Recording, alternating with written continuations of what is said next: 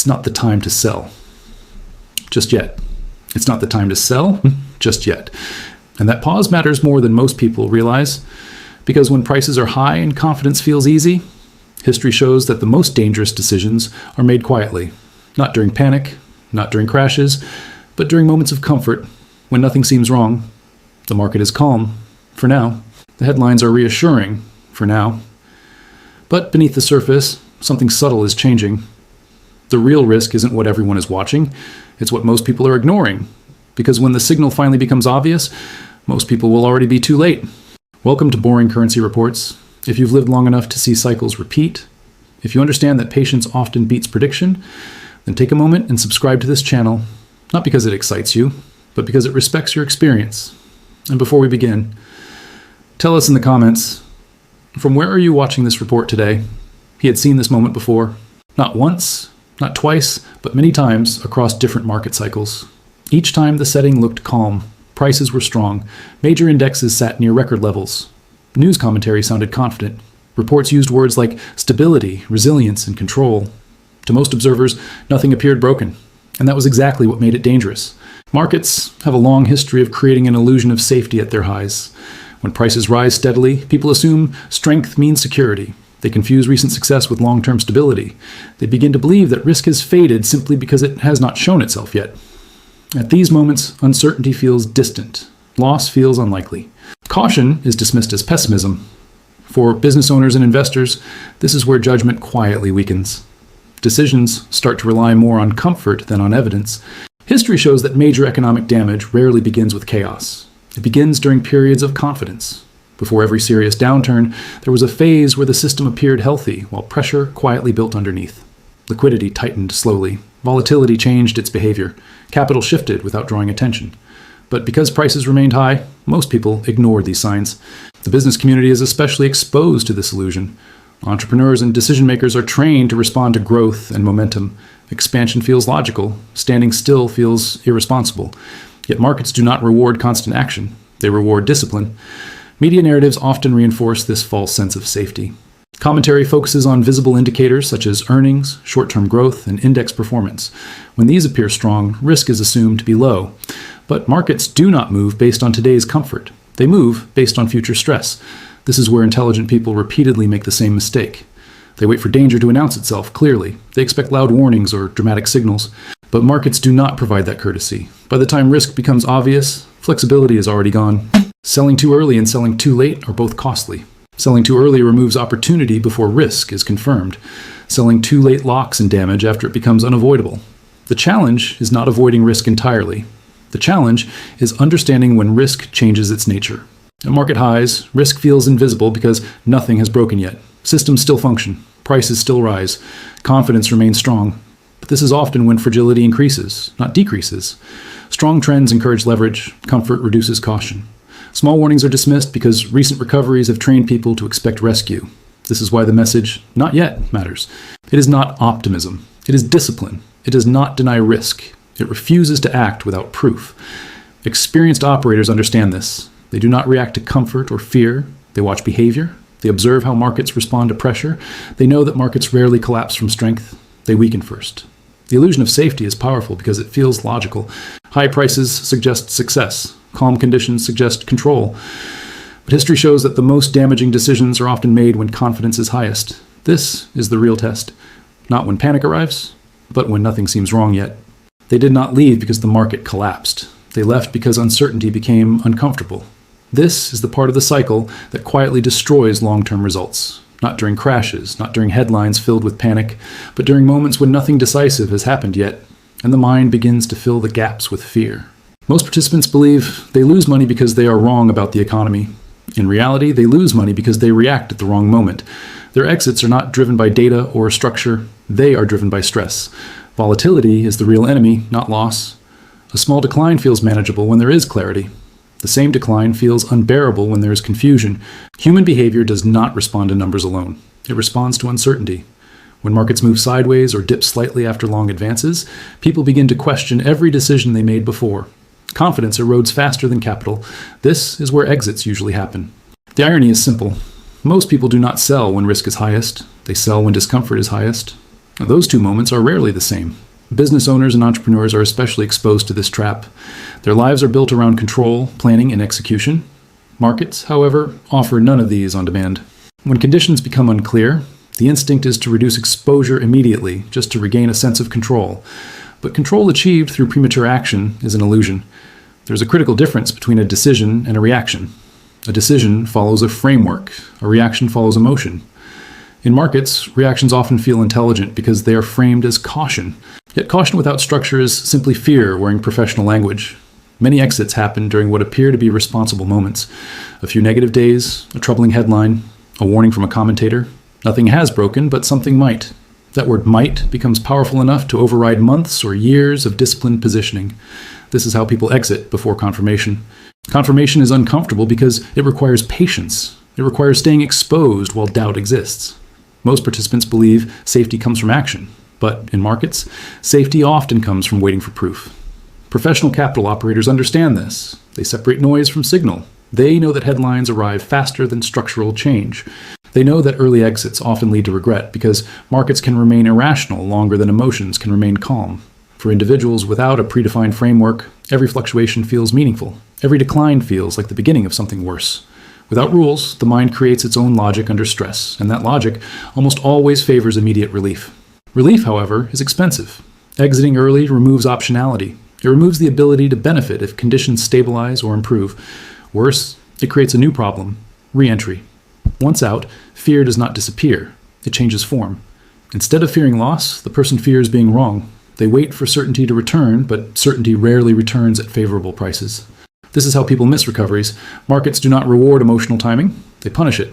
The strongest moves often occur when confidence is lowest and participation is thinnest. Those who exit early are rarely positioned to benefit when conditions improve. The phrase, "I will get back in later," sounds reasonable in theory. In practice, later never feels safe enough. The mind demands reassurance that markets do not offer. By the time reassurance appears, prices have already moved. This pattern repeats across cycles. Small declines create discomfort. Discomfort creates exits. Exits create regret. Regret delays re-entry. Delayed re-entry reduces long-term results. What separates disciplined behavior from emotional behavior is not intelligence or experience. It is structure. Those with predefined thresholds do not need to guess. They know what matters and what does not. They do not respond to every movement because their framework tells them which movements are irrelevant. Those without structure are forced to interpret every change. Interpretation under stress leads to error. This is why most people exit at the worst possible time. Not because they lack knowledge, but because they lack rules. Without rules, the mind fills uncertainty with fear. Fear demands action. Action taken without confirmation usually happens too early. The market does not punish caution. It punishes unplanned caution.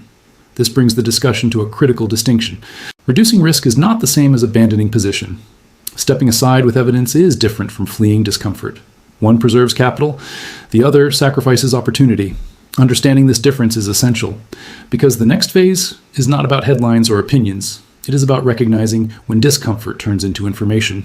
And that begins with understanding the importance of the first real crack. They were not watching for a collapse. They were watching for proof. This is where disciplined decision-making separates itself from fear-based reaction. Markets do not announce the beginning of real damage with a dramatic event.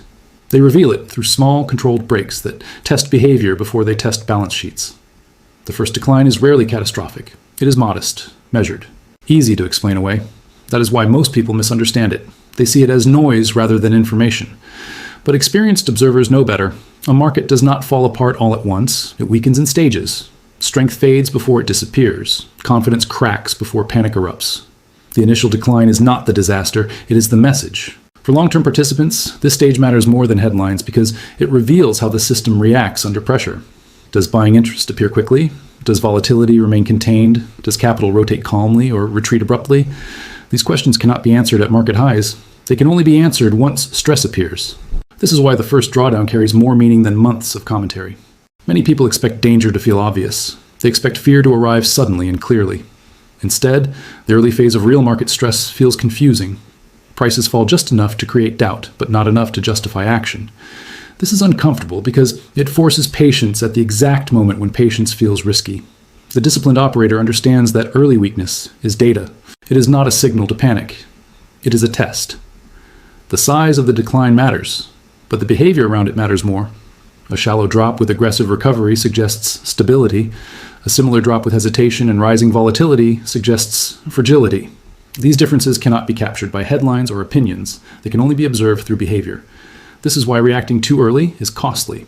Selling before the market reveals its character, removes the opportunity to learn from it. It replaces evidence with assumption. Markets are not binary. They are not safe one day and broken the next. They transition. Those transitions are visible only to those willing to stay engaged long enough to observe them. For many participants, a 5% decline feels intolerable after a long period of calm.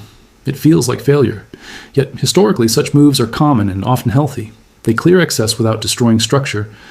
Exiting during these moves often means selling into normal adjustment rather than genuine breakdown. The danger lies not in tolerating initial weakness, but in ignoring what follows. Disciplined frameworks recognize this. They do not demand perfect timing. They allow small losses in exchange for clarity. They accept discomfort in order to avoid catastrophe. The goal is not to avoid every decline. The goal is to avoid the ones that do not recover. This requires predefined thresholds. Without them, every decline feels equally dangerous. With them, the mind knows what matters and what does not. The first crack becomes a checkpoint, not a crisis. This is where most people fail. They confuse tolerance with recklessness and caution with intelligence. In reality, tolerance guided by rules is discipline. Caution without rules is fear. Waiting through the first phase of weakness is not denial, it is observation. It is the process of allowing the market to reveal its condition. Only after that condition becomes clear does action become justified. This approach changes everything. It shifts the mindset from prediction to verification.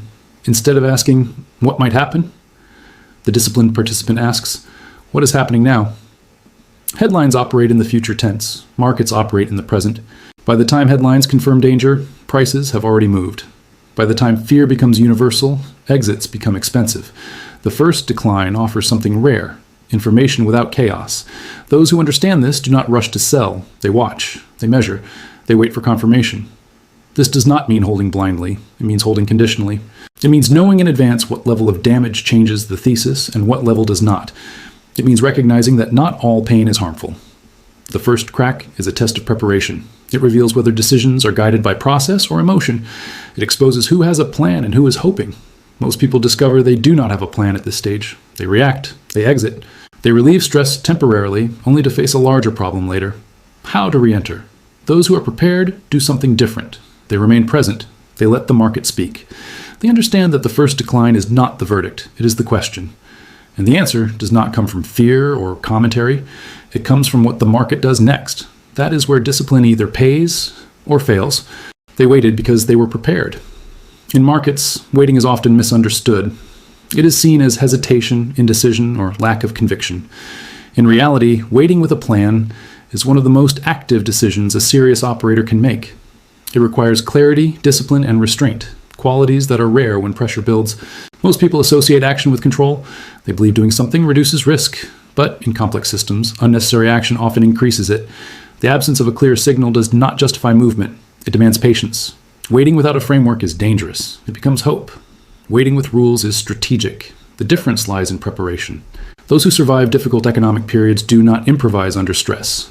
They decide in advance how much uncertainty they can tolerate and what evidence requires change.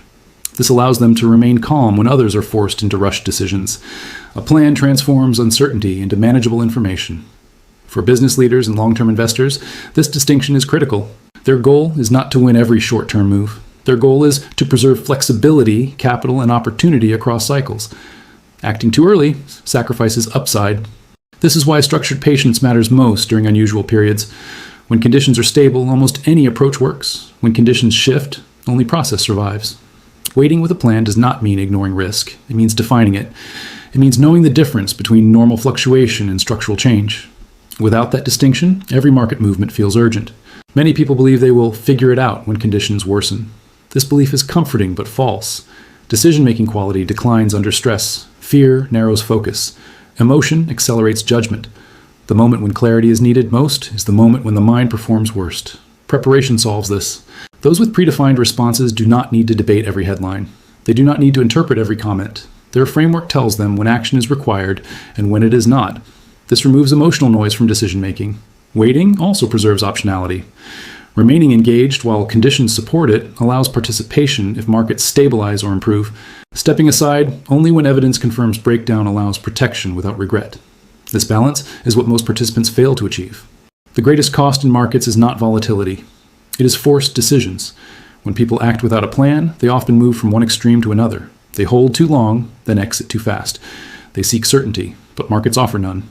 A plan replaces certainty with consistency. Consistency compounds.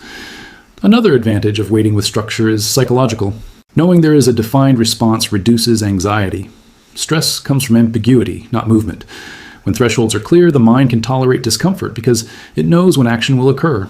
This is why professional systems emphasize process over prediction. Prediction invites ego. Process invites survival. Survival allows participation. Participation allows growth. Waiting also protects against one of the most damaging errors: selling into noise. Noise is constant. Headlines change daily. Opinions reverse weekly. Acting on noise leads to overtrading, exhaustion, and poor results. The disciplined participant accepts that boredom is part of success. Long periods of inactivity followed by decisive moments are not a flaw, they are the design. This approach applies beyond markets. Businesses that survive downturns do not react impulsively to every change in demand. They monitor conditions. They adjust when trends confirm. They conserve resources until action is necessary. Markets operate the same way. Selling is not a moral decision. It is a strategic one. It should be triggered by evidence, not discomfort. The phrase, "not yet," is not denial, it is control. The final lesson of this part is simple but difficult to apply. Preparation must happen before pressure arrives. Rules must be written when the mind is calm. Waiting must be practiced before it is required. Those who fail to prepare will be forced to react. Those who prepare will be able to choose. And when the next decisive moment arrives, whether it confirms stability or demands retreat, the outcome will not depend on courage or intelligence. It will depend on whether a plan already exists, because in markets, the greatest advantage is not speed, it is readiness.